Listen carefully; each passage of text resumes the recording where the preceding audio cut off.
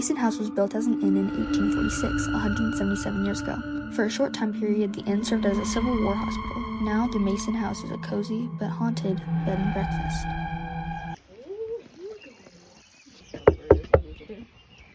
She said that it smelled like death in here. She was washing the smell of death out of the house. We're going to run railroad. These shackles here were actually found in the basement of the property. Is these two things and this right here. So the Masons originally were from New York, and these were brought by a covered wagon.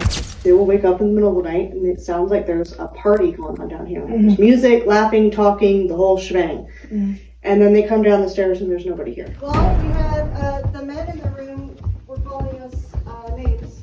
Let's start with the B. Yep, This one is room 5. This is the Mason house, the Mason suite. Room 5, the Mason Suite.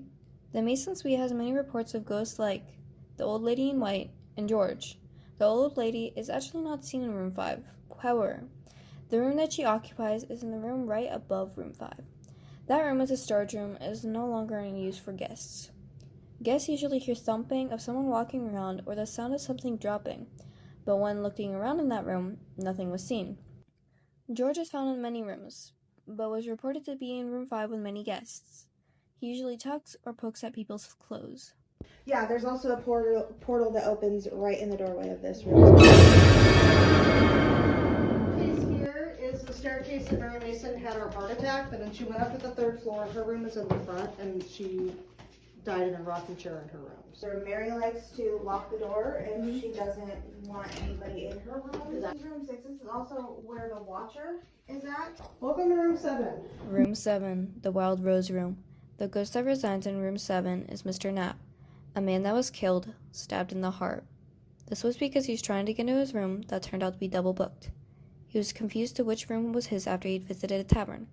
The other guest that was staying in that room had thought he was a robber, killing him.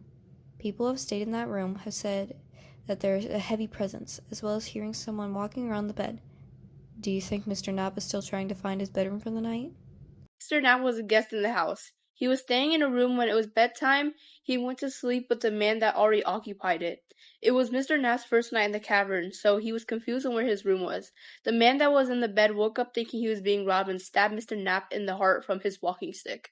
Well, and also in room 6 is they poke you in the middle of the night. As far as there was a 9-year-old boy here that used to hang out at the top of the stairs. He was waiting for his parents to come pick him up. Yeah. He didn't know he was dead. So sometimes there is a really heavy, nervous energy back here, and that is her residual from when she passed away, because she died right on these stairs. Yeah, but Fanny was the last Mason owner of the house. She died dining at her fireplace in 1951. Every time guests that was near the fireplace would feel her presence by them. When she died, it was 3 days before her body was found. She was 84 years old when she died in her rocking chair.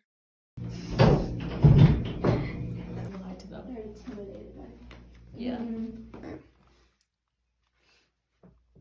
Just gonna check out.